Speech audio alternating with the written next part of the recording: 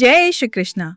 आप सभी श्रद्धालु जनों का स्वागत है मेरे चैनल धर्म कर्म की बात बाय सीमा पर, जहां हर कथा में छुपा है आत्मा का परम सत्य।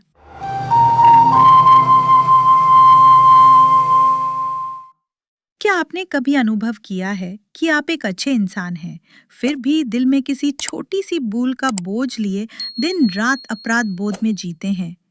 किसी से ऊंची आवाज में बोल दिया, कोई काम समय पर पूरा न कर सके या अपने लिए समय निकाल लिया। बस वही छोटी छोटी बातें और फिर मन में घर कर जाता है, काश ऐसा ना किया होता। क्यों होता है ऐसा? आइए आज इस प्रश्न का उत्तर ढूंढते हैं श्रीमद् भगवत गीता के अमृत वचनों में। आदन भी युद्ध भूमि में खड़े होकर यही अपराध बोध महसूस कर रहे थे। अपने ही सगे संबंधियों के विरुद्ध खड़े होकर वे विचलित हो गए। उन्होंने कहा, नहीं प्रपश्यामि ममाप्नुद्यात् यच्छोकमुच्छोषणमिन्द्रियाणाम्। हे कृष्ण, मैं इस शोक को मिटाने वाला कोई उपाय नहीं देख पा रहा हूँ। यह शोक, यह अपराध बोध तब आता है जब मन कर्तापन के भाव से भर जाता है, जब हम ये मान लेते हैं कि सब कुछ हम ही कर रहे हैं और उसके अच्छे बुरे फल के जिम्मेदार भी केवल हम हैं। भगवान श्री कृष्ण ने कहा, कर्मण्येवाधिकारस्ते मां फलेषु कदाचन। ले, तेरा अधिकार केवल कर्म करने में है, फलों में कभी नहीं। यहाँ एक गहरा संदेश छिपा है।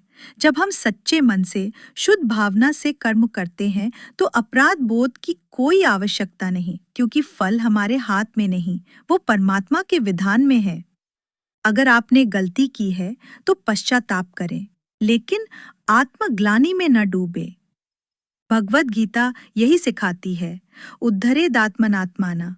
मनुष्य को स्वयं अपना उद्धार करना चाहिए, न कि अपने आप को नीचा दिखाना।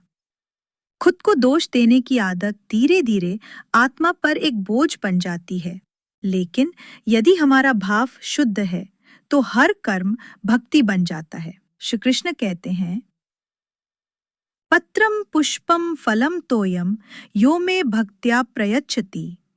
जो मुझे प्रेम से पत्र, पुष्प, फल या जल भी अर्पित करता है, उसे मैं स्वीकार करता हूँ।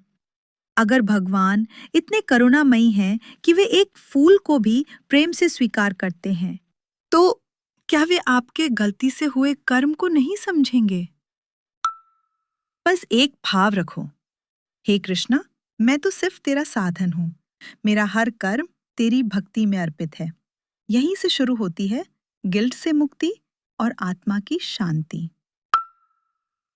जीवन में बार बार गिरना सामान्य है, लेकिन हर बार उठकर प्रेम से प्रभु को स्मरण करना, यही है सच्ची भक्ति। अपराध बोध से आत्मा भारी हो जाती है।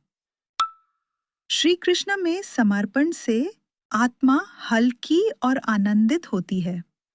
इसलिए अगर आप भी किसी गलती के बोझ से दबे हैं, तो आज ही श्री कृष्णा से कहें, हे माधव, मेरा सब कुछ तुझ में अर्पित है। मेरी गलती भी, मेरी कोशिश भी, बस तू बचा रहे। अगर ये संदेश आपके हृदय को छू गया हो, तो इसे अपने प्रियजनों तक जरूर पहुंचाएं।